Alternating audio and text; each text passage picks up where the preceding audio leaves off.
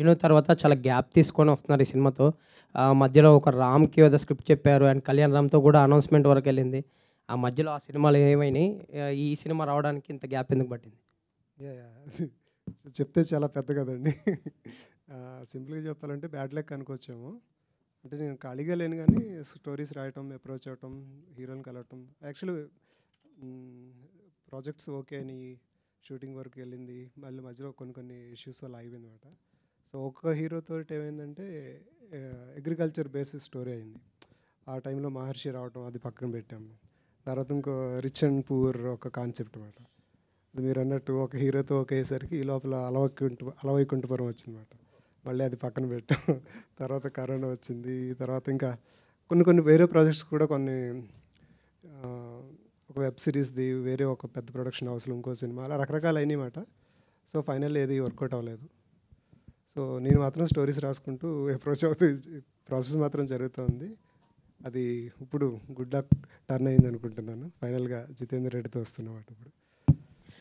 విరించి గారు, ఇప్పుడు నార్మల్గా మన ఇండియన్ లాంగ్వేజెస్ అన్నిట్లోనే చూసుకుంటే కనుక మహాత్మా గాంధీ క్యారెక్టర్ దగ్గర నుంచి, మంగళ్ పాండే క్యారెక్టర్ దగ్గర నుంచి, ఇటీవల రోజులు ఇన్ మెనీ లాంగ్వేజెస్ ఈ కైండ్ ఆఫ్ బయోపిక్స్ హిస్టరీ పేజెస్లో లాక్ అయిన క్యారెక్టర్స్ అన్నిటినీ తీసుకొస్తున్నారు బయటికి. అవునవును. Every character has its own distinct personality, presentation of truth అనే దాంట్లో ఉంది.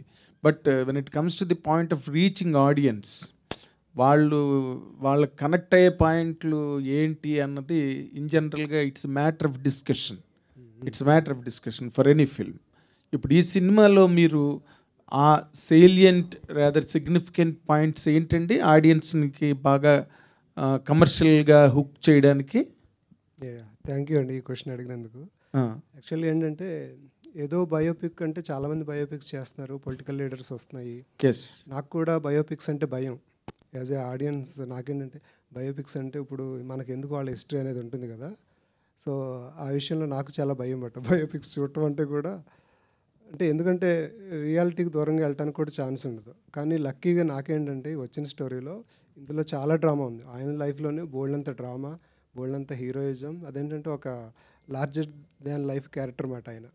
సో అంత చూశాక ఇందులో బెస్ట్ తీసుకుంటే చాలు, మిగతా పక్కన పెట్టేయచ్చు అన్నట్టుంది తప్ప ఆయన రియల్ లైఫ్లో. సో నెక్స్ట్ ఇక్కడ బోరింగ్గా ఉంది, ఇంకేమన్నా పెడదామా, కొద్దిగా డ్రామటైజ్ చేద్దామా అంటే కొంత డ్రామటైజేషన్ చేసాము. సో కానీ అది క్యారెక్టర్ని చెడగొట్టకుండా, ఆయన గౌరవాన్ని కించపరచకుండా అలా ట్రై చేసామన్నమాట.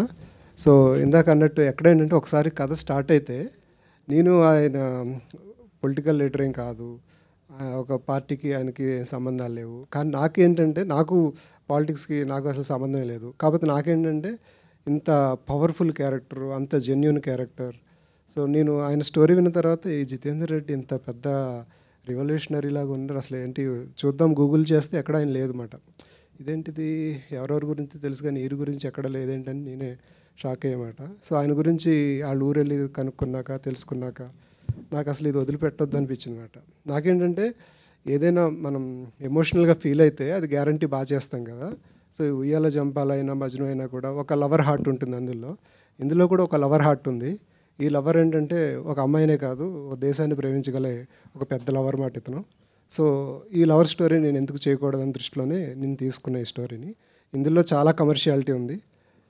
ఈ కమర్షియాలిటీ ఏ రేంజ్ అంటే, సో మిగతా లవ్ స్టోరీలో ఎలా హీరోని తన స్పేస్లో ఊహించుకుంటారో ఇది నేను అలా అవ్వలేను.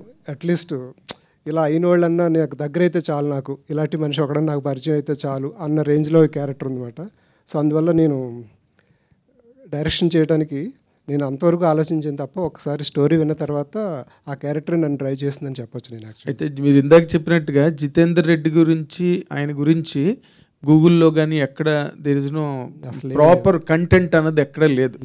ఎక్కడో ఆ టైంలో కొంచెం తెలిసిన వాళ్ళకి ఫెయింట్ మెమరీ అది. అవునవును. జితేందర్ రెడ్డి క్యారెక్టర్ అన్నది ఇప్పుడు ఒక అల్లూరి సీతారామరాజు గారి క్యారెక్టర్ లాగో లేకపోతే ఇంకోటో కాదు. యాజ్ ఇట్ ఈజ్ నాకు అల్లూరి సీతారామరాజు గారి క్యారెక్టర్ అనిపించింది అనమాట.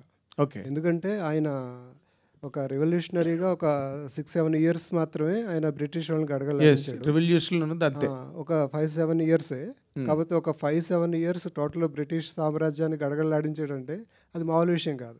తర్వాత ఆయన చనిపోయినా కూడా ఇప్పటికీ మనం గుర్తుపెట్టుకుంటున్నామంటే సో ఆయన హీరోయిజం అది కదా. సో నేను కూడా జితేందర్ రెడ్డి గారు ఏంటంటే ఒక రియల్ హీరోయిన్గా ఒక రియల్ యాక్షన్ హీరోయిన్, ఒక ఇంత మంచి క్యారెక్టర్తో పాటు అంత ధైర్యం ఉండి ఎవరికి ఎదురు తిరగటానికి ధైర్యంగా జనాల కోసం పోరాడే ఒక వ్యక్తి. అంటే మనం పోరాటం తిరగబడ్డాడు ఏంటంటే భయం వేస్తుంది మనకి.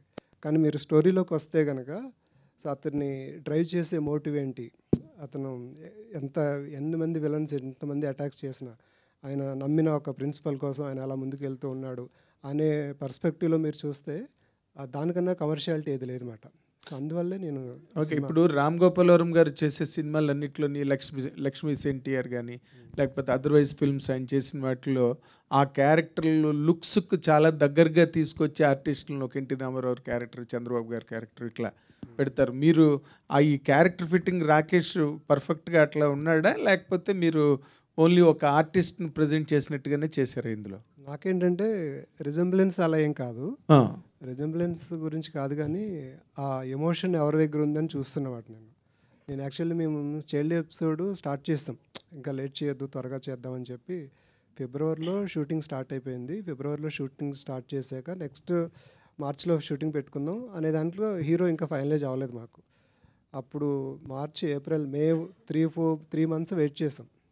3 monthsలో ఆ ఇండస్ట్రీలో ఉన్న అందరినీ ఆడిషన్ చేసాం, కానీ ఎవరు సూట్ అవ్వలేదు. ఫైనల్గా నేను చూసేది ఏంటంటే అందం కాదు, లుక్ కాదు, ఏది కాదు.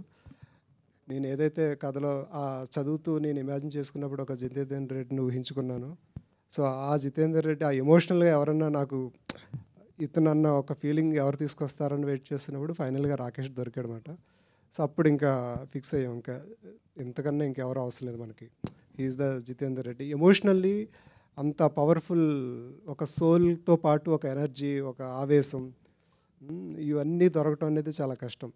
ఇంకోటి ఏంటంటే చాలామంది హీరోస్ ఏంటంటే హీరోయిక్గా for the sake of heroism చేస్తుంటారు కదా, అది కాదు. మనకేంటంటే ఒక క్యారెక్టర్ డ్రైవెన్, ఒక ఆవేశంలోంచి, ఒక అనుభూతిలోంచి, ఒక ఆవేశంలోంచి హీరోయిజం రావటం అనేది ఉంటుంది కదండి. అది రాకేష్లో కనిపించింది మాట నాకు. అది చాలా ట్రూత్ఫుల్గా హార్ట్లోంచి చేస్తాడు అనిపించింది. సో ఆ ఆడిషన్ తర్వాత రాకేష్ అయితే బాగుంటుందని చెప్పి ఫిక్స్ అయ్యమాట. ఇంకా నుంచి ఒక కంగ్రాచులేషన్స్ ఫర్ ఎవ్రీథింగ్, బాగుంది ఈ లుక్, ఫీల్ అంతా బాగుంది, కంగ్రాచులేషన్స్. అయితే ఈ బయోపిక్స్ దగ్గరికి వచ్చేటప్పటికి ఒక మహానటి బయోపిక్ తప్ప so many celebrities biopics are not doing well, they didn't do well, so many biopics have come. ఆ ఒక వెల్ సంగ్ హీరోస్ యొక్క బయోపిక్స్ని వెల్ ఎస్టాబ్లిష్డ్ స్టార్స్ చేసినా కూడా అవి వర్కౌట్ కావట్లేదు. బట్ ఈ unsung hero Jitender Reddy to particular ఏరియాలో హీఈస్ గ్రేట్ పర్సన్. అలాంటి అన్సంగ్ హీరోని తీసుకొని ఒక బయోపిక్ చేయాలనుకోవటం అనేటువంటిది as a director what is the challenge you met in that? దాంట్లో ఉన్న ఛాలెంజింగ్ పాయింట్. అట్లాగే ఆర్టిస్ట్ పరంగా కూడా తను కూడా చూసుకుంటే ఒక పోనీ అన్సంగ్ హీరోకి పోయి ఒక వెల్ ఎస్టాబ్లిష్డ్ హీరోని తీసుకున్నాం అనుకున్నా కూడా it could be elevated. But you unsung hero and a new actor, how this combination works out అన్నట్టు మీ ధైర్యం ఏంటి? What are your calculations? నాకు క్యాలిక్యులేషన్స్ ఏమి లేవు సార్. యాక్చువల్ ఏంటంటే ఈ చూసినప్పుడు, ఆ కథ విన్నప్పుడు, నేను ఇమాజిన్ చేసుకున్నప్పుడు ఒక రేంజ్, ఇంత ఇన్స్పిరేషనల్ క్యారెక్టర్, ఎక్కడ అన్స్టాపబుల్ క్యారెక్టర్ అయినా, సో ఇలాంటి క్యారెక్టర్ది నేను చేస్తున్నప్పుడు మీరు అన్నారు కదా బయోపిక్ చేస్తున్నప్పుడు, అసలు బయోపిక్ లాగా నేను ఎప్పుడు ఫీల్ అవ్వలేదు అనమాట. బయోపిక్ లాగా నేను ఫీల్ అంటే నేను వెళ్ళే వరకు బయోపిక్ అని భయపడితే వెళ్ళాను, కానీ వెళ్ళిన తర్వాత నా దృష్టిలో ఇది ఇప్పటికీ బయోపిక్ కాదు, ఆడియన్స్ కూడా ఇది ఒక బయోపిక్ అని దృష్టిలో చూడాల్సిన అవసరం లేదు. ఎందుకంటే ఇది బయోపిక్లో ఉన్న లిమిటేషన్స్ ఏమి దీంట్లో లేవు, అంత డ్రామా ఉంది. ఒకసారి కథ మొదలైన తర్వాత ఇది బయోపిక్ ఇంకొకళ్ళు పిక్క, ఇందులో ఏమన్నా ఇప్పుడు ఆయన ఉన్నారు, ఆయనకి ఏంటంటే వాళ్ళ బ్రదర్ గురించి చెప్పుకోవాలని ఒక తపన ఉంది. రాకేష్కి ఏంటంటే ఈ క్యారెక్టర్ని బాగా చేయాలని ఒక తపన ఉంటుంది. నాకేంటంటే ఈ క్యారెక్టర్ నేను ఇంత ఎనర్జీ ఉంది, ఎంత ఎనర్జీని అలా ఎక్స్ప్రెస్ చేయగలను అనేది ఉంది తప్ప ఇది బయోపిక్ కదా, చూస్తారా చూడరా, లేకపోతే నేను ట్యాకిల్ చేయగలనా, హ్యాండిల్ ఈ క్వశ్చన్స్ ఏమి లేవండి. ఎందుకంటే అందులో ఆల్రెడీ కమర్షియాలిటీ ఉంది, ఆయన జెన్యున్గా ఒక కాజ్ కోసం పోరాడుతున్నాడు కదా. సో అందులో ఫుల్ ఎనర్జీ ఉందన్నమాట. సో ఆ ఎనర్జీయే మా అందరిని నడిపించింది అనుకుంటున్నాను. సో ఆ విధంగా ఇది అసలు బయోపిక్గా నేను ఎప్పుడు ఫీల్ అవ్వలేదు, చాలా కమర్షియల్గా ఉంది సినిమా అంతా కూడా. అలాగే యాజ్ ఫార్ యాజ్ ఎవరు ఫస్ట్ ఫిలిం ఉయ్యాల జంపాల కానీ మజ్ను కానీ చూస్తే ఆ జంపాల ఉయ్యాల ఆ స్వింగ్స్ని ఇంకా మర్చిపోలేదు, sweet swings of that film. You are a very sensible director as far as those films are concern and your taking part, your taking style అండి. దీంట్లోకి వచ్చేటప్పటికి you need to put yourself strong as far as the emotions are concern, ముఖ్యంగా action emotions అవి చేయటం. ఒక డైరెక్టర్కి ఒక genre నుంచి ఇంకొక ఇలాంటి ఒక ఆల్ టుగెదర్ డిఫరెంట్ జోనర్లోకి జంప్ అవుట్ ఆల్ టుగెదర్ ఇదో పారాషూట్ అవ్వటం అనేటువంటిది. How you felt and how you handle it అంటే how you transformed yourself అంటే ఏం చెప్తారు? యాక్చువల్లీ అది నాకు ఈ సినిమా ద్వారా గ్రేట్ ఎక్స్పీరియన్స్ అండి. అలాంటి ఛాన్స్ నాకు వచ్చినందుకు చాలా లక్కీగా ఫీల్ అవుతున్నాను నేను. ఎందుకంటే డిఫరెంట్ జానర్స్ అందరికీ త్వరగా రావు, ఎక్స్పెరిమెంటల్గా ఫీల్ అయ్యి చాలామంది భయపడి వెళ్ళరు. కానీ లక్కీగా నాకు ఆ ఛాన్స్ వచ్చింది. అంటే ఇంత మంచి ఎమోషనల్ స్టోరీ తీసుకుని ఒక లవ్ స్టోరీ డైరెక్టర్ దగ్గరికి వీళ్ళు వచ్చారు. కానీ నాకేంటంటే అది ఒక గ్రేట్ ఆపర్చునిటీ మాట నాకు. సో మీరు అన్నారు కదా ఎమోషన్ కదా అని చెప్పి, ఇప్పుడు ఉయ్యాల జంపాల్లో చూస్తే అందులో కూడా కొద్దిగా కన్నీళ్ళు వస్తాయి ఎక్కడో చోట. మజ్నులో కూడా ఒక మంచి ఎమోషన్ ఉంటుంది.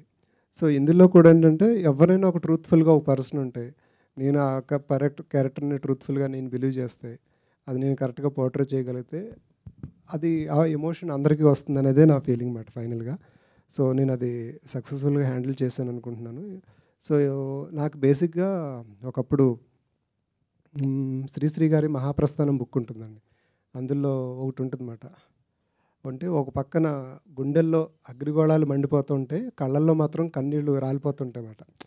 అంటే ఉడికే రక్తాన్ని కార్చే కన్నీళ్ళని కలిపి ఒక కొత్త టానిక్ చేశాడు నవతరం కోసం శ్రీశ్రీ అని చెప్పి చలంగా రాస్తారు. అంటే ఒక పక్కన ఒక భావోద్వేగం వచ్చేస్తుంది, చంపేయాలన్నంత కోపం వచ్చేస్తుంది, ఇంకో పక్కన జరిగిన అన్యాయానికి కళ్ళలోంచి నీళ్ళు వచ్చేస్తాయన్నమాట. అంటే అంత గ్రేట్ ఎమోషన్ చాలా స్టోరీస్లో దొరకవు. ఉంటే హీరోయిజం ఉంటుంది, లేకపోతే కష్టాలు కన్నీళ్ళు ఉంటాయి. కానీ కన్నీళ్ళలోంచి ఒక వ్యక్తి ఎదిగి అందరి కన్నీళ్ళు తుడవటానికి ఒక హీరో ఎలాగ ఒక range extra larger than life character ఎలా అయ్యాడనే ఒక జర్నీ ఉంది కదండి. సో ఆ క్యారెక్టర్ ఏదైతే నేను మహాప్రస్థానం చదువుతున్నప్పుడు అది ఫీల్ అయ్యానో అలాంటి క్యారెక్టర్ నాకు కనిపించింది మాట ఇందులో. అందులో నేను ఇంకా అందువల్లే నాకు సెకండ్ థాట్స్ ఏం లేవు.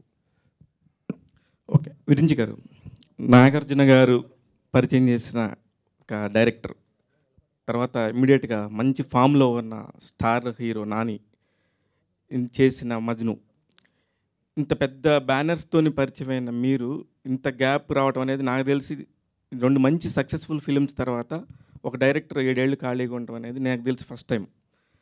అట్ ద సేమ్ టైం యూట్యూబ్లో కానీ వికీపీడియాలో కానీ ఎక్కడా దొరకని ఒక అన్సంగ్ స్టోరీని history needs to be told ఇప్పుడు ఎందుకు చెప్పాల్సి వస్తుంది, ఎవరి కోసం చెప్పాల్సి వస్తుంది? 2 క్వశ్చన్స్ ఉన్నాయి ఇందులో. అది ఎవరి కోసం ఇప్పుడు ఎందుకు అనేది క్వశ్చన్స్ నాకు తెలియదు. అంటే నేను ఆ టైంలో ఏదో ఒక సినిమా చేద్దామని చెప్పి నేను అందరినీ చెప్పాను కదా, ఒక సిరీస్ ఆఫ్ అన్ఫార్చునేట్ ఈవెంట్స్ జరుగుతున్నాయి. సో ఆ టైంలో ఈ కథ వినేసరికి నాకు వదలాలనిపించలేదు. సో వాళ్ళు అన్నారు కదా చాలామంది దగ్గరికి ట్రై చేసాం స్టోరీ అది ఇది అని చెప్పి. సో ఆ టైంలో నాకు ఈ స్టోరీ వచ్చే కొలది నేను కనెక్ట్ అయిపోయాను, నాకు వదలాలనిపించలేదు. ఇది ఒక 1.5 year బ్యాక్ నా దగ్గర స్టోరీ రావటం, నేను ఇమీడియట్గా చేయాలని చెప్పి డిసైడ్ అవటం, దాని తర్వాత దాని గురించి వర్కౌట్ చేయటం ఇదంతా ఉంది. సో అది అలా జరిగింది అంతే. నాకేంటంటే నేను ఎమోషన్గా కనెక్ట్ అయ్యాను. ఆ ఎమోషన్ నేను జనాలకు తీసుకెళ్ళి వాళ్ళతో కూడా ఎమోషన్ ఫీల్ చేయగలిగితే నేను సక్సెస్ అయినట్టు. సో అంతకన్నా ఇంకేం లేదండి. రాకేష్ గారు, ఇప్పుడు మీరు 2 సినిమాలను వదిలేసుకుని ఎమోషనల్ కనెక్ట్ చేసి మీరు చేయగలిగినంత క్యారెక్టర్ ఉందా అందులో? డెఫినెట్గా ఉందండి. అంటే అదే సార్, నేను 2 సినిమాలో ఆపేయాలి అండ్ ఆల్సో మన డబ్బులు కూడా కదా, సో పెద్ద స్టేక్స్ అది. సో ఎప్పుడైతే స్టోరీ విన్నానో ఆ క్యారెక్టర్కే కనెక్ట్ అవుతున్నామండి అందరూ. ఇప్పుడు నేను తీసుకోండి, విరించి తీసుకోండి, మా రవిప్రకాష్ గారు, ఇంకా వేరే ఏ టెక్నీషియన్స్ మీరు అడిగినా జితేందర్ రెడ్డి గారి క్యారెక్టర్కే కనెక్ట్ అవుతారు. అది ఎలా కనెక్ట్ అయ్యారో అనేది ఎవరికి తెలియదు అసలు. ఎందుకంటే ఆ టైంలో నేను అసలు ఇంపాసిబుల్ చేయకూడదని వచ్చినోడిని ఆ క్యారెక్టర్ ఏం మార్చేసింది. సో ప్రాబ్లీ ఆ క్యారెక్టర్లో ఉన్న బ్యూటీ మ్యాజిక్ అది. ఇప్పుడు బాహుబలి సినిమాలో మీరు ఒక చిన్న సీన్తోనే ప్రపంచం అందరూ గుర్తుపెట్టుకున్నారు రాకేష్ వారి అనే పేరుతోని. ఇప్పుడు దాని తర్వాత మీరు ఎవరికి చెప్పొద్దని ఒక మంచి సినిమా చేసినా సరే దానికి అంత అప్లాజ్ అంటే కంపేర్ టు ది మీరు ఆ సీన్లో చేసిన రాకేష్ వారి క్యారెక్టర్కి వచ్చినంత రాలేదు. దీని ద్వారా మీరు స్టేబుల్గా నిలబడిపోతాను జితేందర్ రెడ్డి క్యారెక్టర్తో అనుకుంటున్నారా? కాన్ఫిడెంట్గా ఉన్నా అండి. ఎందుకంటే క్యారెక్టర్లో అంత పవర్ ఉంది, అంటే రేంజ్ ఉంటుంది కదండి యాక్టింగ్లో. ఇప్పుడు ఎవరికి చెప్పొద్దు అనే క్యారెక్టర్లో అంత రేంజ్ లేదు. సో ఇప్పుడు రాజమౌళి గారు బాహుబలి తీసుకున్నా, దాంట్లో రేంజ్ ఉంది. యాక్టింగ్ పర్ఫార్మెన్స్ చేయటం, దీంట్లో ఆ రేంజ్ ఆఫ్ యాక్టింగ్ చూపెడటానికి ఆపర్చునిటీ ఉంది. ఇప్పుడు దానికి నేను ఒక రకంగా కూడా ప్రాబ్లీ అట్రాక్ట్ అయి ఉండొచ్చు. రవీందర్ రెడ్డి గారు,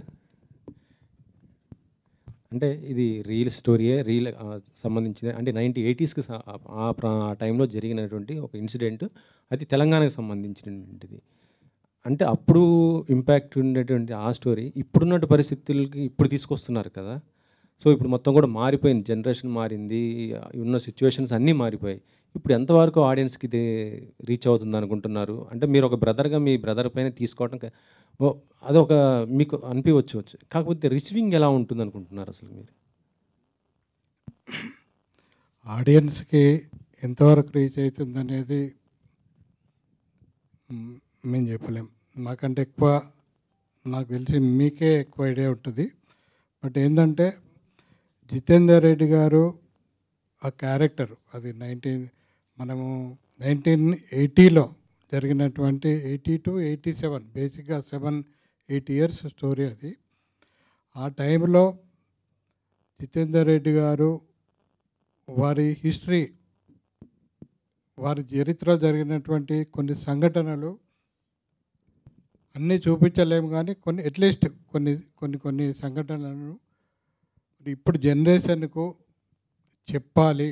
చరిత్రను కొంతమందిని మనం మర్చిపోకూడదు, మనము వాళ్ళ చరిత్ర మరుగున పడకూడదు. ఈ తరానికి తెలియజేయాలనే ఒక ఉద్దేశంతో దాన్ని తీయడం జరిగింది. అందుకే బెస్ట్ డైరెక్టర్ కావచ్చు, ఒక కెమెరామెన్ కావచ్చు, మ్యూజిక్ గోపి సుందర్ కావచ్చు, అంటే ఒక బెస్ట్ టీంని పెట్టుకొని మేము వర్కౌట్ చేసాం. ఆడియన్స్ ఆదరిస్తారనే ఒక నమ్మకంతోనే, ఆ ఉద్దేశంతో మేము ఈ సినిమాను తీయడం జరిగింది. ఆదరిస్తారని చెప్పి మాకు ఇప్పటికీ మూవీ కంప్లీట్ అయింది, ఒక్కొక్క కాన్ఫిడెన్స్లో మేము ఉన్నాం. Thank you. Rakesh bro, hi. Hello అండి, హాయ్. ఇప్పటివరకు మీరు చేసిన క్యారెక్టర్లు చూస్తే, అంటే బాహుబలి కానీ, ఎవరికి చెప్పొద్దు కానీ, మిర్చి అవి చూస్తే ఫిక్షనల్ క్యారెక్టర్స్, కానీ ఇది రియల్ టైం ఒక జితేందర్ రెడ్డి గారు రియల్ టైం క్యారెక్టర్ కదా.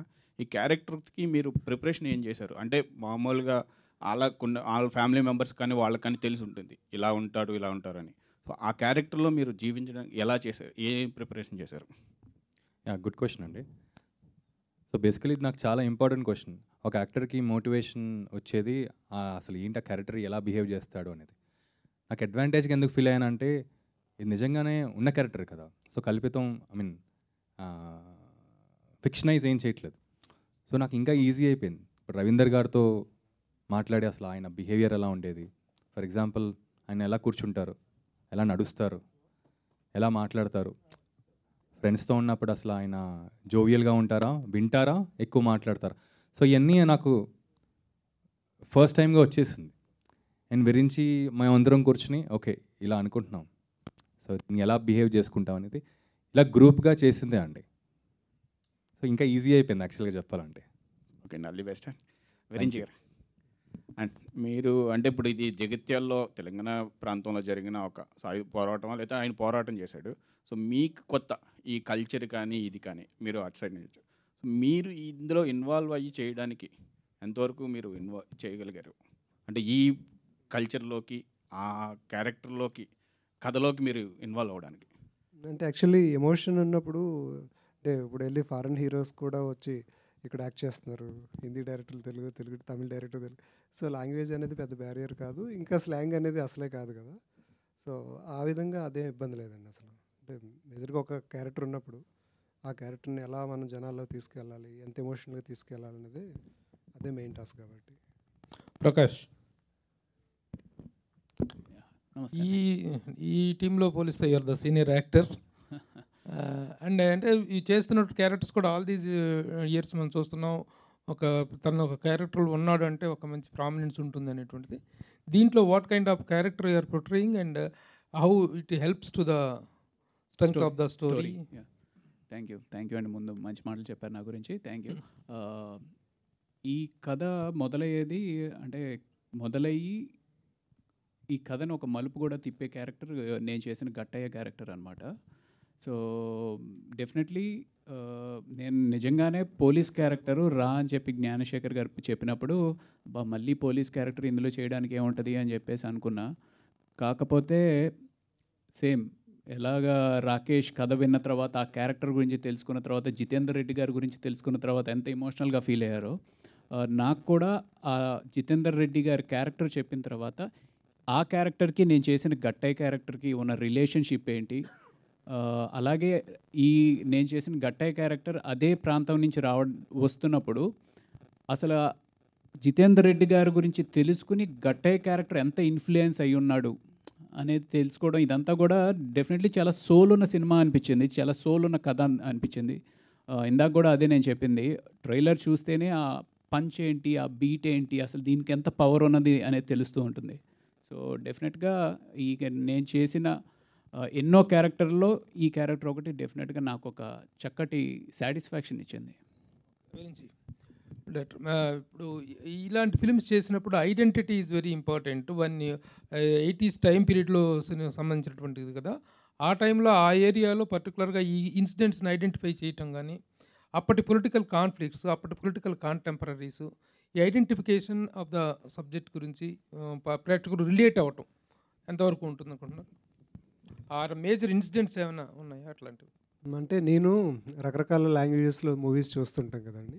సో ఒక క్యారెక్టర్ కనెక్ట్ అయితే కనుక ఆ ఇన్సిడెంట్స్ ఏంటి, ఆ బ్యాక్డ్రాప్ ఏంటి అన్నీ పక్కన పెడితే అందులో ఒక హ్యూమన్ యాంగిల్ ఉంటుంది కదా సార్. ఆ హ్యూమన్ యాంగిల్తో ఒకసారి కనెక్ట్ అయితే సో అతని జర్నీ ఏంటి, అతను దేనికోసం పోరాడుతున్నాడు, ఆ పోరాటం ఎంతవరకు ఆగకుండా ఎలా ప్రయాణించాడు, చివరికి చేరుకున్నాడా లేదా, ఎలా చేరుకున్నాడు అనేదే అది ఉంటుంది తప్ప ఆ సిచ్యువేషన్స్ ఏంటి ఇవన్నీ సెకండరీ అయిపోతాయి కదా సార్. సో ఇది కూడా పీరియాడిక్ అంటున్నారు కాబట్టి ఓకే అప్పుడేదో జరిగిందిలే అంత ఒక చిన్న ఓకే ఫర్గ్యూ చేస్తారు ఏదన్నా మనకు క్యారెక్టర్ నచ్చితే.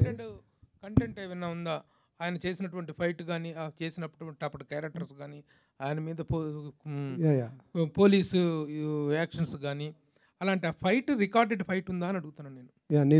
మామూలుగా సీతారామరాజు గారు క్యారెక్టర్ చేసుకుంటే పలానా రోజున పలానా పోలీస్ స్టేషన్ కొట్టాడు, పలానా ఫైట్ చేశాడు అనేటువంటిది ఉంది కదా. అలాంటి రికార్డెడ్ హిస్టరీ తోటి కూడా ఉందా కంటెంట్? అసలు ఎక్కడ ఏది లేదండి, రికార్డెడ్గా ఏది లేదు. సో అందువల్ల నేను ఆ ఊరెళ్ళి అక్కడ చాలా మందిని ఆ ఏజ్లో ఉన్నవాళ్ళు. మీరు ఇచ్చిన టైటిల్ కూడా history needs to be told అన్నారు. అవునవును. The history needs to be history అంటే it is nothing but the record of wars and ఆ wars are events and incidents. ఆ ఇన్సిడెంట్స్గా ఏమైనా ఉన్నాయా అని అడుగుతున్నా. ఐడెంటిఫైడ్ ఇన్సిడెంట్స్గా ఉన్నాయి. ఆ ఇన్సిడెంట్స్ గ్యారంటీ ఉన్నాయండి. అలాంటి హిస్టారిక్ ఈవెంట్స్ అన్నీ ఉన్నాయి. సో మేము వెళ్ళి ఆ చుట్టుపక్కలలో అప్పటికి ఆయన పరిచయం ఉన్న వాళ్ళందరినీ తెలిసి, సో చాలామంది వెళ్ళి తెలిస్తే వాళ్ళకి అన్ని ఇన్సిడెంట్ తెలుసు అన్న విషయం కూడా సార్కి ఎప్పుడు తెలియదు మాట. ఎందుకంటే ఆయనకు తెలియకుండానే, సార్కి తెలియకుండానే చాలామంది ఆయన ఇంకా వర్షిప్ చేస్తున్నారు, ఆయన్ని గుర్తుపెట్టుకున్నారు. సో అవన్నీ వెళ్ళి ఒకళ్ళు అడుగుతూ ఉంటే వాళ్ళు ఎంత ఎమోషనల్గా అన్నీ చెప్పుకొచ్చారంటే, సో వాళ్ళ ఇప్పుడు కూడా చనిపోయే ముందు కూడా వాళ్ళకి ఇన్ని ఎమోషన్స్, ఆయన పట్ల ఇంత ప్రేమ ఉందా, ఇంత ఒక ఆయన ఉన్నారన్నమాట. ఆయన పక్షవాతం వచ్చి చనిపోతూ రెడీగా ఉండి కూడా మేము వెళ్దామని చెప్పి ఆయన ఓపిక లేకపోయినా కూడా పక్షవాతంతోనే మొత్తం హిస్టరీ అంతా చెప్పుకొచ్చి ఆయన. సో ఆయన ఇంకా ఎవరెవరు తెలుసు వాళ్ళందరూ అడ్రస్లు ఇచ్చి, సో ఒక చనిపోతున్న వ్యక్తికి కూడా జితేందర్ రెడ్డి గురించి అడగడానికి ఒక మనిషి వచ్చాడు అనగానే ఆయన లేని ఓపిక తెచ్చుకొని చెప్పారు అంటే, సో వాళ్ళందరినీ కలిసామాట. మేము కలిసిన తర్వాత ఆ ఈవెంట్స్ అన్నీ గ్యాదర్ చేసుకుని దాన్ని బేస్ చేసుకుని స్టోరీ రాసుకున్నమాట. రవిప్రకాష్ గారు అనగానే గబాలన సినిమాలన్నింటిలో చనిపోతారు, చనిపోయే క్యారెక్టర్స్ ఉంటాయి. ఈ సినిమాలో కూడా చనిపోతారా? అంటే కొన్ని ఆర్కిటైప్ క్యారెక్టర్స్ ఉంటాయి అనమాట. కొందరికి ఆ క్యారెక్టర్స్ అలా సెట్ అయిపోతాయి. సో ఆ ఆర్కిటైప్లో నేను కూడా ఈ సినిమాలో ఏంటి అనేది డెఫినెట్లీ రివీల్ చేయడం ఎందుకు, బట్ ఇందాక ప్రభు గారు అడిగినట్టు దీనికి రికార్డ్ అనేది ఉందా అనే దానికి నిదర్శనం ఏంటి అంటే, నేను ఈ సినిమా కమిట్ అయిన తర్వాత ఆల్మోస్ట్ ఒక 3-4 months షూటింగ్ ఆ గ్యాప్లో ఎవరో ఫ్రెండ్ అసిస్టెంట్ డైరెక్టర్ తోటి ఇలా మాటల్లో ఇలా జితేందర్ రెడ్డి అనే సినిమా ఏదో చేస్తున్నాను అంటే, అవునా జితేందర్ రెడ్డి ఏ క్యారెక్టర్ చేస్తున్నావు అని అడిగితే, ఏదో జితేందర్ రెడ్డికి బాడీ గార్డ్ క్యారెక్టర్ ఏదో గట్టయ్య క్యారెక్టర్ నువ్వు చేస్తున్నావా అని అడిగాడు. ఇది ఎగ్జాజురేషన్ కాదు, నిజంగా జరిగింది. గట్టయ్య క్యారెక్టర్ నువ్వు చేస్తున్నావా అని అడిగితే, అంటే ఈ గట్టయ్య క్యారెక్టర్కి అంత వాల్యూ, అంత వెయిట్ ఉందా అనేది ఆ అబ్బాయి అడిగినప్పుడు నాకు అర్థమైందనమాట. సో తను కూడా అక్కడ జగిత్యాల చుట్టుపక్కల నుంచి. సో అంటే ఇది తను చిన్నప్పుడు స్కూల్లో ఉన్నప్పుడు కూడా ఈ జితేందర్ రెడ్డి క్యారెక్టర్ గురించి చెప్పుకునేవారంట. సో అప్పుడు చాలా I really felt happy. And ఇంకా డీటెయిల్స్ మళ్ళీ రవీందర్ రెడ్డి గారితో మాట్లాడడం అదంతా కూడా జరిగింది. కంగ్రాచ్యులేషన్స్. రజాకర్ మూవీలో చాలా మంచి క్యారెక్టర్ చేశారు. అది గూస్ బంప్స్ మూడ్ అందరికీ ఒక ఎమోషనల్ దాని నుంచి సక్సెస్ అయిపోయింది. ఒక నైజాం నుంచి వచ్చిన దానిలో మీరు ఉన్నారు. కంగ్రాచ్యులేషన్స్. Thank you. ఇలా సిమిలర్ ఒక సిచ్యువేషన్ జరిగిందండి. మేము ఒక కోర్టులో షూట్ చేస్తున్నమాట. కోర్టులో షూట్ చేస్తే జూనియర్ ఆర్టిస్టులు లాయర్స్ లాగా వస్తారు కదా, చాలామంది జూనియర్స్ వచ్చారు. Lawyers ladies and gents, lady lawyers gents అందరూ ఉన్నారన్నమాట. సో లాయర్స్ చాలా న్యాచురల్గా ఉన్నారు, కరెక్ట్గా బాగా దొరికారు. జూనియర్స్ ఎక్కడి నుంచి తీసుకొచ్చారంటే వాళ్ళందరూ రియల్ లాయర్స్ అంట. ఎందుకు వచ్చారు ఇంతమంది, ఎందుకు వచ్చారు మన షూటింగ్ అంటే, వాళ్ళు జితేందర్ రెడ్డి ఒకప్పుడు లా చదువుకున్న కాలేజీలో వీళ్ళు ఇప్పుడు చదువుకుంటున్నారంట. ఆయన మీద ఉన్న గౌరవంతో వీళ్ళందరూ కాలేజీకి ఇప్పుడు లాయర్స్ అయిపోయారు. షూటింగ్ జరుగుతుందని తెలిసి వచ్చి జూనియర్ ఆర్టిస్ట్ లాగా వాళ్ళ డ్రెస్సులు వేసుకొచ్చి జూనియర్ ఆర్టిస్ట్ లాగా యాక్ట్ చేశారన్నమాట. సో వాళ్ళకున్న రెస్పెక్ట్ ఆయన పైన. సో ఇవన్నీ చూస్తుంటే ఆల్రెడీ విన్నప్పుడే మేము ఒక ఎగ్జైట్మెంట్ ఉంది.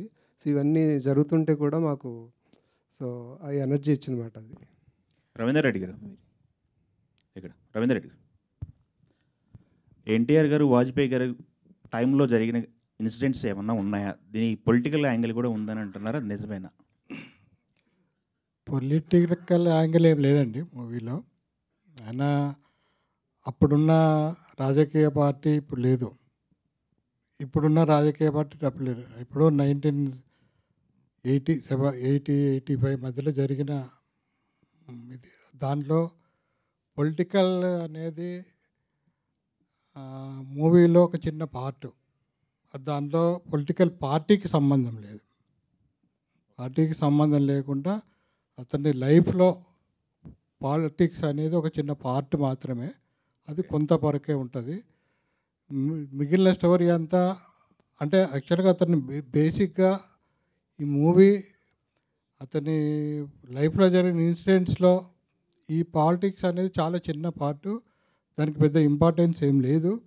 నాకు తెలిసి అప్పుడున్న పొలిటికల్ పార్టీస్ కూడా ఇప్పుడు లేవు. కాబట్టి అది పెద్దగా ఇప్పుడు పొలిటికల్ ఇప్పుడు ఎలక్షన్స్ ఉన్నాయి, దాని ముందు రిలీజ్ చేస్తున్నాము, ఇటువంటి వాటికి దీనికి ఏం సంబంధం లేదండి. ఓకే, మీ బ్రదర్ని చూసుకోవడానికి సినిమా చేస్తున్నారు. ఈ రష్ చూసిన తర్వాత మీ బ్రదర్ కనిపించాడా? ఎంతవరకు రియలిస్టిక్గా తీశారు మీరు బ్రదర్ లాగా, ఎంతవరకు కల్పితం చేశారనుకుంటున్నారు మీరు? నేను సాటిస్ఫై అయ్యానండి. చాలా వరకు చాలా ఇన్సిడెంట్లు రియల్గా జరిగిన ఇన్సిడెంట్లే.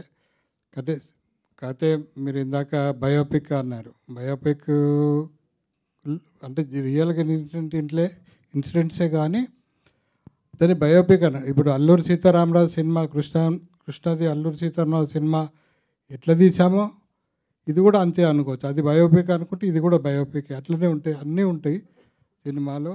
అట్లా తీశారు.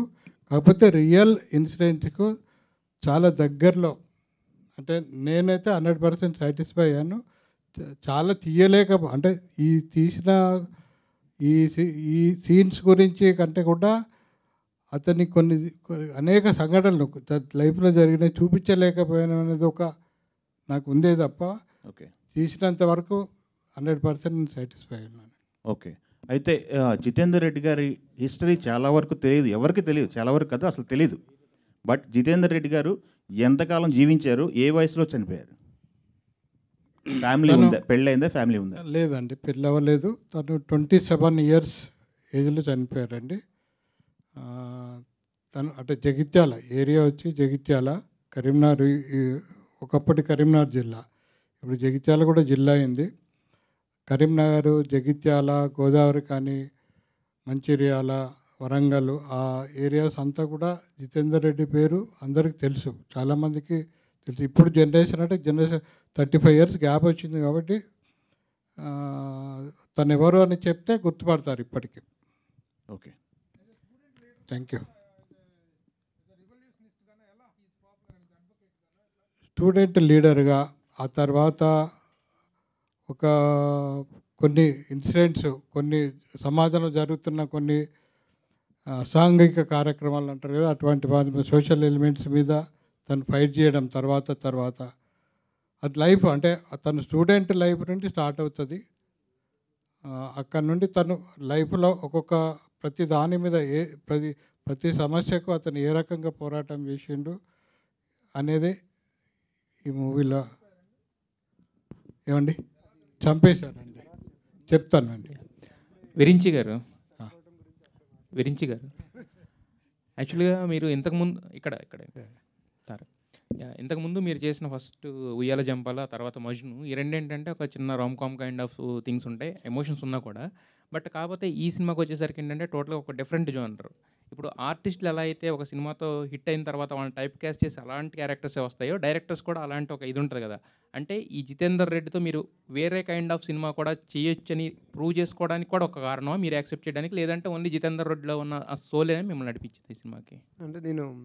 అంటే ఎప్పుడు ఒకేలాంటి సినిమాలు చేయడం మనకు కూడా బోరింగ్గా ఉంటుంది. నేను రాసుకున్న స్టోరీస్ కూడా డిఫరెంట్ జానర్స్ ఉన్నాయన్నమాట. నాకు డ్రామా చాలా ఇష్టం. అది ఎనీ జానర్ ఉన్నా కూడా అందులో డ్రామా ఉంటే కనుక, ఇప్పుడు డ్రామాతో పాటు ఒక సైంటిఫిక్ ఫిల్మ్ ఉందనుకోండి, అది కూడా చాలా ఇంట్రెస్టింగ్. డ్రామాతో ఒక హారర్ ఉంటుంది, అది బాగుంటుంది. డ్రామాతో ఒక ఇంకేమైనా ఫ్యాంటసీ అవ్వచ్చు, ఇంకేమన్నా అవ్వచ్చు. అలాగే డ్రామా ఉన్నప్పుడు ఏదైనా కూడా నాకు ఇంట్రెస్ట్ అన్నమాట. సో ఇందులో ఇది యాక్షన్ డ్రామా. సో ఆ విధంగా నేను కనెక్టెడ్. ఇంకోటి ప్రూవ్ చేయడం కోసం సినిమాలు చేస్తే అది కరెక్ట్ కాదు. మనకి ఎమోషనల్గా ఏం చెప్పగలం అనేది అది ఇంపార్టెంట్ కదా. అంటే మన ఎబిలిటీ ఉంటుంది, బట్ అది రేపొద్దున ఒక స్టార్ హీరో దగ్గరికి వెళ్ళి చెప్పాలన్నప్పుడు ఇంతకుముందు మీరు చేసిన సినిమాలు చూస్తారు ఆటోమేటిక్గా. ఇవాళ జంపాలు ఇవే కనపడింది అనుకోండి, మీరు ఒక పెద్ద యాక్షన్ సినిమా చేస్తారంటే నమ్మకపోవచ్చు. బట్ అలాంటిది కూడా ఒక ప్రూవ్, అంటే మనకు ఒక ట్రాక్ రికార్డ్ ఉండాలంటే ఇలాంటివి కూడా నేను ఏదైనా చేయగలని చెప్పుకోవడం అనేది కూడా ఒక ఇంపార్టెంట్ కదా. సో దీంట్లో మెయిన్ ఓన్లీ యాక్షన్ డ్రామా అనేనా, లేదంటే ఆ యాంగిల్ కూడా ఏమైనా మిక్స్ అయ్యిందా అనేది నాకు. అంటే అదన్నీ ఆఫ్టర్ ఎఫెక్ట్స్ ఏమో, అంతవరకు వెళ్ళలేదు. మేబీ అది హెల్ప్ అవ్వచ్చు తర్వాత ఫర్దర్గా వేరే హీరోస్ చెప్పడానికి. కానీ నాకున్నంత వరకు ఏంటంటే నేను అన్ని జానర్స్ ట్రై చేయాలి. నెక్స్ట్ కూడా డిఫరెంట్ జానర్స్ ఉన్నాయి, అవన్నీ ట్రై చేయాలని నాకు. సో ఛాన్స్ వచ్చినప్పుడు అవన్నీ ట్రై చేస్తాను. సో మేబీ ఇది ఒక లక్కీగా నాకు దొరికింది అనుకుంటున్నాను ఈ అవకాశం. అంటే ఇందాక మీరు చెప్తే ఏమన్నారంటే ఒక మహర్షి వచ్చింది, నేను ఫార్మర్ సబ్జెక్ట్ చేద్దాం అనుకున్నప్పుడు, అలాగే ఒక రిచ్ అండ్ పూర్ అనుకున్నప్పుడేమో ఒక అలవైకుంఠం. బట్ మన బేసిక్గా ఏంటంటే ఒక రైటర్షిప్ ఉన్నప్పుడు, మనం ఒక రైటర్ కింద ఒక స్టోరీ అనుకున్నప్పుడు ఏంటంటే అది ఒక చిన్న మనకి ఫామ్ అయినప్పుడు ఏంటంటే రైటర్స్ అసోసియేషన్ ఒకటి ఉంటుంది, మనం దాంట్లో రిజిస్టర్ చేసి నేను నెక్స్ట్ ప్రూవ్కి వెళ్తాం కదా మనం యాక్చువల్గా. మరి మీరు ఆ చిన్న కాజన్స్ అవి కూడా తీసుకోలేదు, ఎందుకంటే మీ హార్డ్ వర్క్ అంతా దాంట్లో పెట్టి అలాంటి ఒక సినిమా ఒకటి మన కళ్ళ ముందు వచ్చేసి రిలీజ్ అయిపోతే చాలా బాధగా ఉంటుంది కదా మరి. అంటే ఇప్పుడు అదేమైందంటే, ఇప్పుడు మహర్షి దీనికి కొన్ని ఎలిమెంట్స్ ఉంటాయి, కానీ దానివల్ల మనం ఆ స్టోరీ మంది ఒకటే అని చెప్పలేము. ఇప్పుడు ఆ టైంలో ఏంటంటే ఇండస్ట్రీలో ఒక 7-8 మంది అగ్రికల్చర్ పైన స్టోరీస్ చేసి తీసుకెళ్తున్నారు అనమాట. ఇప్పుడేంటి ఇండస్ట్రీ అదే రైతుల కన్నా ఫార్మర్ స్టోరీస్ రాసేవాళ్ళు ఎక్కువైపోయారు అనిపించింది ఆ టైంలో నాకు. సో అది పక్కన పెట్టామాట. అలాగే రిచ్ అండ్ పూర్ స్టోరీ కూడా పూర్తిగా అలా ఉండదు. అలాంటి ఉయ్యాల జంపలో కూడా నాగ చైతన్య సినిమా ఉంది, బావా, ఏం సినిమా అది, 100% లవ్ వచ్చిందని ఉయ్యాల జంపాలు కూడా చాలామంది పక్కన పెట్టేశారు ఆ టైంలో. ప్రొడ్యూసర్ కూడా అంటే బావ మరదల టాపిక్ వస్తే అంటే ఎందుకు ఇది ఇప్పుడు వద్దు అని చెప్పి పక్కన పెట్టేస్తారు కదా. అలాగే తప్ప పూర్తిగా సంబంధం ఉండదు. మళ్ళీ అవి సినిమాలు చేస్తాను నేను, కాకపోతే ఆ టైంలో వెంటనే వస్తే బాగోదు అన్నట్టు అలా ఆల్మోస్ట్ మెటీరియల్ అయ్యి షూటింగ్కి వెళ్ళే ముందు ఆగిపోవటం వల్ల అవి ఆగిపోయినాయి మాట. అది అంటే నాని గారు ఒకసారి ఏం చెప్పారంటే, విరించి అందరూ ఇక్కడ ఉండడం హ్యాపీగా భీమవరంలో కూర్చొని స్టోరీ రాసుకుని వస్తాడని చెప్పి అన్నారు. మరి భీమవరంలో కూర్చున్న మీకు కరీంనగర్లో ఉన్న ఆయన ఎలా స్టోరీ కన్నా? లేదు, భీమవరం లేదు, అంటే ఇక్కడే హైదరాబాదే. అంటే ఆ టైంలో అలా చెప్పారు యాక్చువల్గా? అయితే లేదు, అంటే ఇక్కడే, తెలియదేమో సరిగ్గా నా గురించి. రాకేష్ గారు, అంటే ఇది విరించి వర్మ లాంటి ఒక అంటే వెల్ నోన్ డైరెక్టర్ వచ్చి చెప్పబట్టి ఓకే చేశారా, లేదంటే ఎవరు వచ్చి చెప్పినా చేసేవాళ్ళు ఈ స్టోరీ? ఫ్రాంక్గా చెప్పాలంటే విరించి దగ్గర ఇలా ఒక కథ ఉందన్నప్పుడు ఫస్ట్ ఎక్సైట్ అయినండి. విరించి వర్మ తను 2 సినిమాలు ఇష్టం నాకు, కానీ కథ వినిన తర్వాత అది మారిందండి. అది చాలా సెకండరీ అయిపోయింది, కథ అనేది ముందుకు వచ్చేసింది. సో అంటే బేసిక్గా ఏంటంటే ఇంతకుముందు మీరు బాహుబలి చేసిన తర్వాత ఒక సినిమా కూడా చేశారు, అది పెద్దగా ఫేర్ చేయలేదు కదా. అంటే ఈ జితేందర్ రెడ్డి లాంటిది ఏంటంటే అందరికీ ఇప్పుడు అల్లూరి సీతారామరాజు కైండ్ అనుకోండి, అందరికీ తెలిసింది కాబట్టి దాని మీద ఆల్మోస్ట్ ఒక ఇంట్రెస్ట్ క్రియేట్ అవుతుంది. బట్ జితేందర్ రెడ్డి లాంటి ఒక ఈ బయోపిక్ అనేది చాలా కొద్ది మంది మాత్రం, ఒక ఏరియాకి మాత్రం తెలిసిన స్టోరీ కదా. సో దీన్ని అంత లార్జ్ స్కేల్లో చెప్పాలన్నప్పుడు దానికి మీరు ఇంత ఎఫర్ట్ పెట్టాలి, నేను ఇంత టైం కేటాయించాలన్నప్పుడు మరి మీకేం భయం అనిపించలేదా? What's next after Jitender Reddy? అది ఎంతవరకు అంటే నన్ను ఓన్ చేసుకుంటారా లేదా ఆ క్యారెక్టర్‌లో ఓన్ చేసుకుంటారా అనేది ఈ డిఫరెన్షియేషన్ ఏం కనిపించలేదా మీకు? ఫస్ట్‌లీ మీరు అడిగిన దానికి అంటే ఎక్కువ కంటెంట్ లేదు అని అన్నారు కదండీ. అది నేను అడ్వాంటేజ్‌గానే తీసుకున్నాను. ఎందుకంటే అది ఆల్రెడీ చాలా మటుకు ఉందనుకోండి. ఇంటర్నెట్‌లో ఇప్పుడు మీరు కొట్టినా కూడా ఎక్కువ రాదు. అది అడ్వాంటేజ్ కదా, ఎందుకంటే ఇది మనం ఫ్రెష్ ఒక స్టోరీ టెల్లింగ్ ఉంటుంది. అంటే జనాలకి తెలుసు అప్పుడు జగిత్యాల వాళ్ళ చుట్టుపక్కల ప్రాంతంలో. సో అక్కడి నుంచి తీసుకుని అండ్ రవీందర్ గారికి కూడా తెలుసు కాబట్టి అది నాకు ఇంట్రెస్ట్ అనిపించింది. అండ్ ఎవరికి చెప్పదు తర్వాత ఇలాంటి స్క్రిప్ట్ అనేది అదే ఎవరికి చెప్పదు అనేది చాలా simple townish boy next door type. ఇది larger than the life character కదా, డెఫినెట్గా ఎక్సైట్మెంట్ ఉంది. And larger than the life characters మన తెలుగులో ఎక్కువ కనెక్షన్ కూడా ఎక్కువ స్కోప్ ఉంది. అయితే ఇక్కడ 2 ఉంటాయి లార్జర్ దాన్ లైఫ్ క్యారెక్టర్స్ చేస్తున్నప్పుడు. అది గనక షూర్ షాట్ హిట్ అయ్యి ఇది చేస్తే నెక్స్ట్ లెవెల్‌కి వెళ్తుంది కెరీరు. ఒకవేళ అదేమన్నా మిస్‌ఫైర్ అయితే గనక ఏంటంటే నెక్స్ట్ మనకి అంటే మినిమమ్ చేసుకునే క్యారెక్టర్స్ ఉంటాయి కదా, అవి కూడా వచ్చే ఛాన్సెస్ ఉండవు. 2 రకాలు ఉంటాయి. అంటే 2 మరి దాన్ని ఎలా ఆలోచించారు దాన్ని చూజ్ చేసుకునే ముందు? అది రిస్కే అండి. But I thought story and character strong ఉంది కాబట్టి అది తీసుకుని వెళ్ళిపోదామని. రవిప్రకాష్ గారు, అంటే ఇంతకుముందు ప్రభు గారు చెప్పినట్టు లేదంటే ఎవరు చెప్పినా కూడా ఏంటంటే మీ క్యారెక్టర్ అంటే దానికి ఒక ప్రామినెన్స్ ఉంటుంది. మీరు అంటే చాలా సినిమాలు చేస్తుంటారు, కానీ ఏ సినిమాకి ఇంత ముందుకొచ్చి ప్రమోట్ చేయడం అనేది నాకు తెలిసి ఫస్ట్ టైం అనుకుంటే ఇది. అంటే దీంట్లో మీకు అంత స్పెషల్గా కనిపించిన ఎలిమెంట్ ఏంటి? మీరు ఫస్ట్ టైం ఒక సినిమాను ప్రమోట్ చేయడానికి మీరు ఒక స్టేజ్కి రావడం అనేది?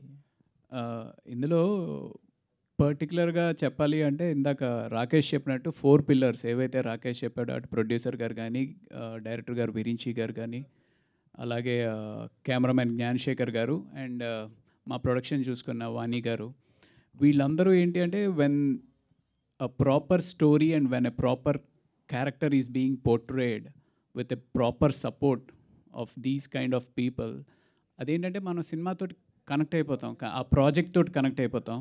సో డెఫినెట్లీ దీని ప్రమోషన్కి రావాలి అంటే ఫస్ట్ ఆఫ్ ఆల్ అసలు విరించి ఇలా ఏప్రిల్ 3rd ఉంది ప్రోగ్రామ్ అని, కానీ డెఫినెట్గా ఏ పని ఉన్నా సరే నేను వస్తాను అలా అనిపించింది అనమాట. ఎందుకంటే ఆ ప్రాజెక్ట్కి ఉన్న కనెక్షన్ అలాంటిది. రవీందర్ రెడ్డి గారు, ఇప్పుడు మీ బ్రదర్ స్టోరీ అందరికీ చెప్పాలి అని అనుకున్నారు, అదంతా ఓకే. బట్ కాకపోతే ఏంటంటే దాని నుంచి ప్రాఫిట్స్ ఏమైనా ఆశిస్తున్నారా లేకపోతే జస్ట్ స్టోరీ తెస్తే చాలు అనుకున్నారా? స్టోరీ తెలియజేయాలనేది ఇంటెన్షన్ అండి. అన్ని తన స్టోరీని ఇప్పుడున్న జనరేషన్కు తీసుకెళ్ళాలనేదే ఉద్దేశము. సరే ఇది డబ్బులు ఇదన్నీ కూడా అది సెకండరీ, స్టోరీ తెలియజేయడమే చాలా ఇంపార్టెంట్.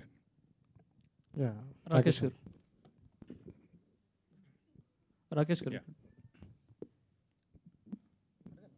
అడగండి లాస్ట్. ఈ సినిమాకు మీరే మెయిన్ ఫేసు.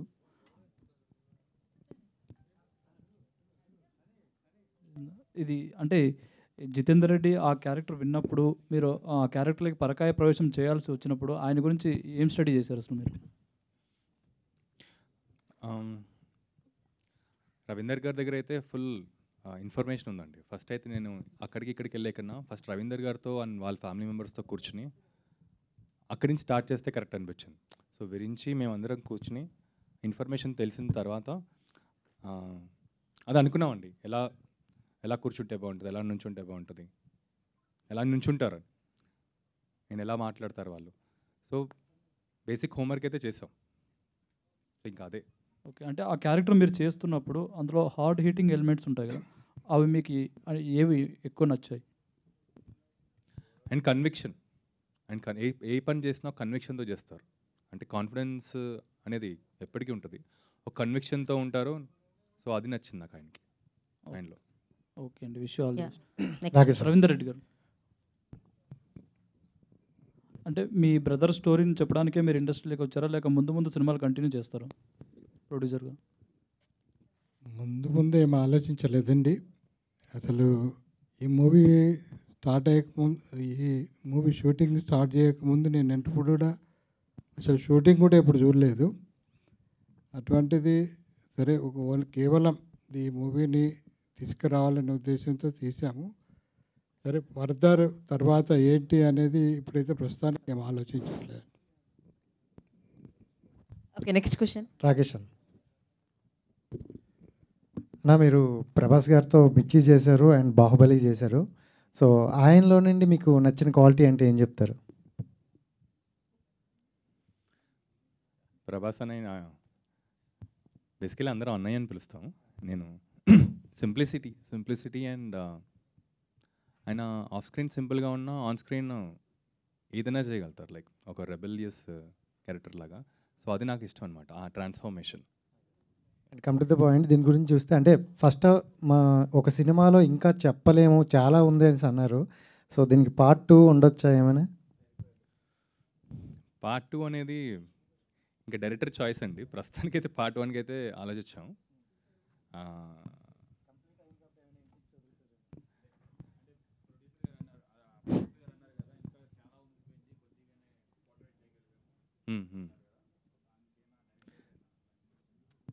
ప్రస్తుతానికైతే పార్ట్ 1 అనే తీసాం. ఎండ్ అయిపోయింది.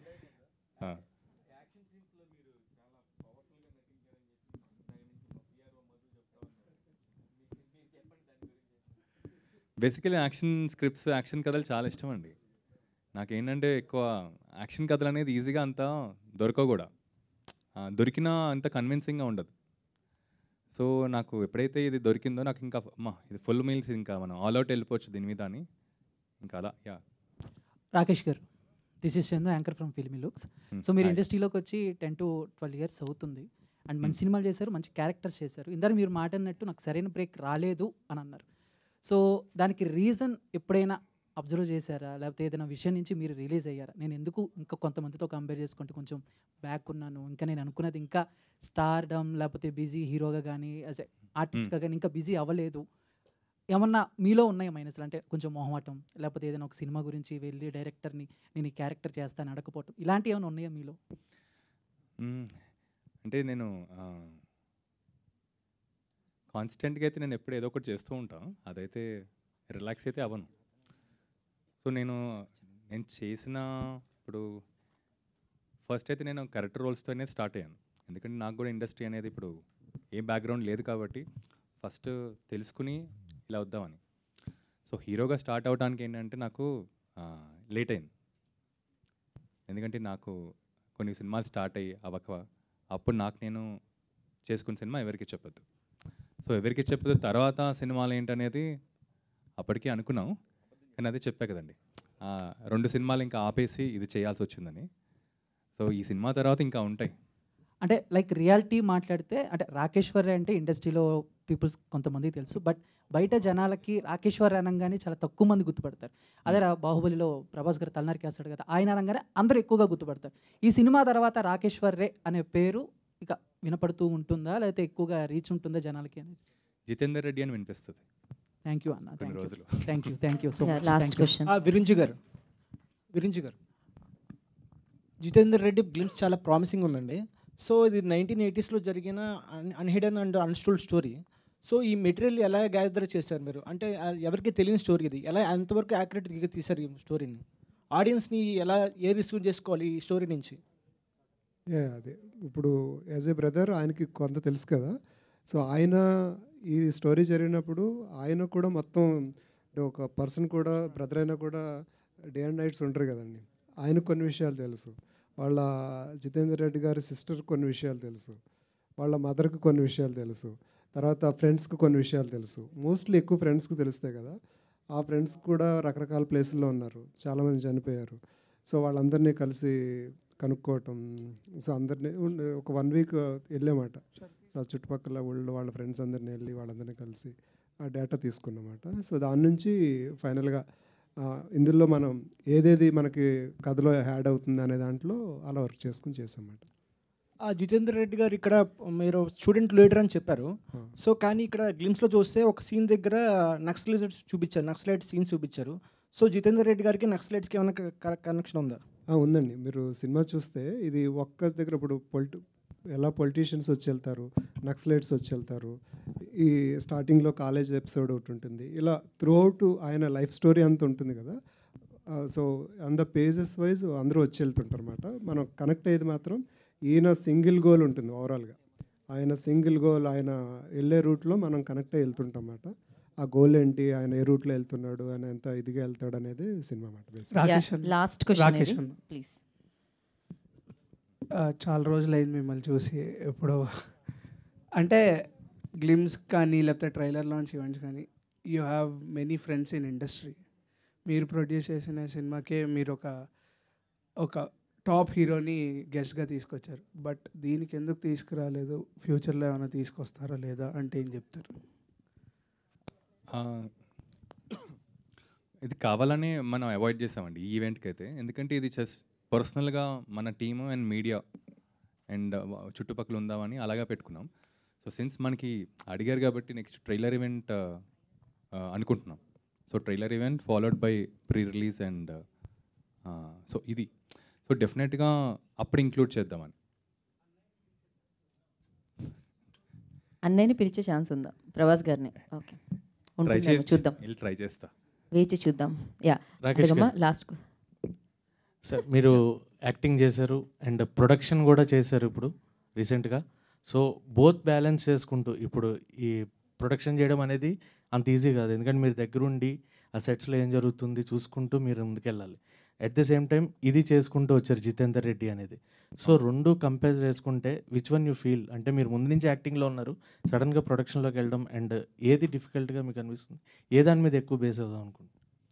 ఓకే, సో బేసికలీ ఛాలెంజింగ్ అయితే ప్రొడక్షనే ఉంటుందండి. ఎందుకంటే ఇప్పుడు యాక్టింగ్ అంటే నేను ఒక్కడనే నన్ను నేను మేనేజ్ చేసుకోవాలి అంతే.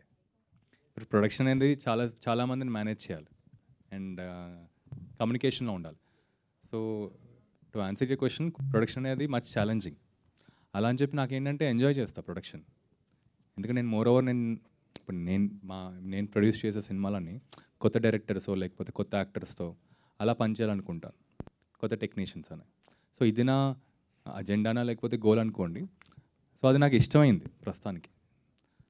ఓకే, ఇంకొక క్వశ్చన్ వస్తుందేమో అని మేము వెయిట్ చేస్తున్నాం ఇందాక నుంచి. మైక్ అక్కడ ఉంది కానీ అమ్మాయి అడగట్లేదు, అడిగే అవకాశం ఇవ్వట్లేదు ఎవరు. అందుకే మైక్ ఇచ్చి మరీ అవకాశం చెప్పండి, అడగండి. సో హాయ్ రాకేష్ గారు, I'm Anjali from TFPC. Hello. So బేసికల్గా ఒక పొలిటికల్ లీడర్ క్యారెక్టర్ చేయాలి అని అంటే మనకి థ్రెట్స్ కూడా కొన్ని ఉంటాయి. సో మీరు జితేందర్ రెడ్డి క్యారెక్టర్ చేయడానికి ఒప్పుకున్నప్పుడు ఏమైనా అంటే లైక్ ఇలాంటివి ఏమైనా బ్యాక్గ్రౌండ్ సర్చ్ చేశారా, లైక్ థ్రెడ్స్ లాంటివి ఏమైనా ఉంటాయని? అండ్ అలానే డ్యూరింగ్ ద షూటింగ్ పీరియడ్ ఏ సీన్ చేసినప్పుడు మీకు చాలా కష్టం అనిపించింది, ఇంకా ఎక్కువ ఇన్వాల్వ్ అయ్యి చేశారు?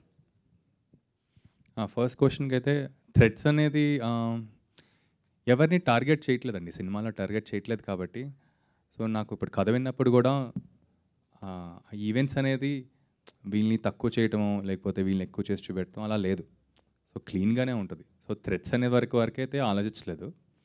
అండ్ సీన్ అంటే లైక్ ఏ సీన్ చేసినప్పుడు బాగా ఇన్వాల్వ్ అయ్యారు? సో కొన్ని సీన్స్ ఉండేయండి, ఫస్ట్ హాఫ్లో కొన్ని సీన్స్ ఉంటాయి చాలా ఇంట్రెస్టింగ్ సీన్స్. అండ్ సెకండ్ హాఫ్లో ఎస్పెషలీ నా కాన్ఫిడెన్స్ ఏంటంటే ఈ సినిమాకి హార్ట్ అనేది క్లైమాక్స్. సో నాకు ఒక్క టెన్షన్ ఎప్పుడు ఉండేదంటే క్లైమాక్స్ ఎలా వస్తుంది. ఎందుకంటే ఆ క్లైమాక్స్ వస్తే సినిమా అనేది స్టాండ్ అవుతుందని నాకు కాన్ఫిడెన్స్ అది.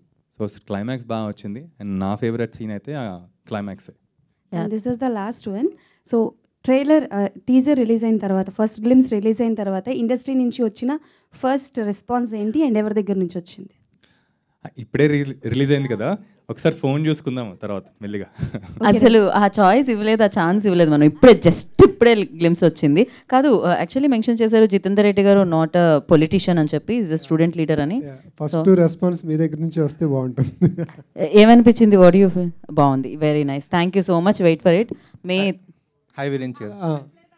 ఫస్ట్ లాస్ట్ క్వశ్చన్ అని గత 10 క్వశ్చన్ల నుంచి అంటున్నాను నేను.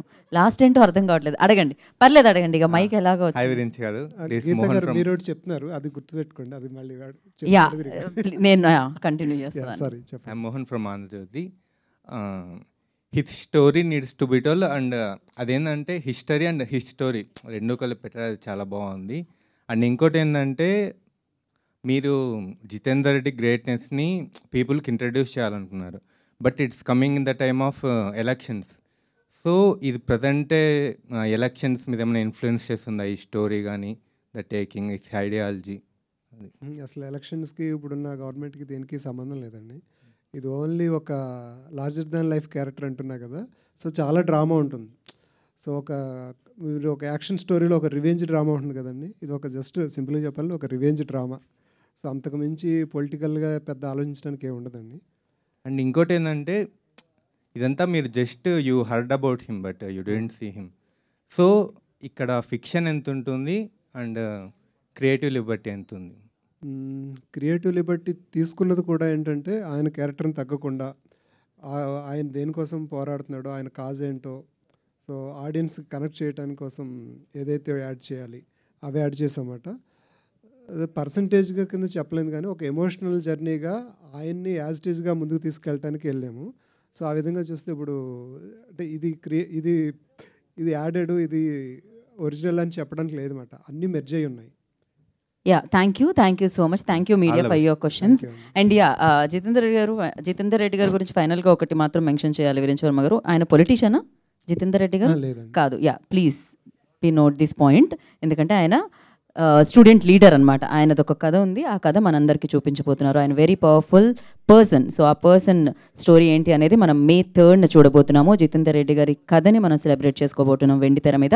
And thank you so much for your time and thank you so much for your questions. Today's event by UV Media. And thank you. This is Geeta Baga signing off. Save the date, May 3rd.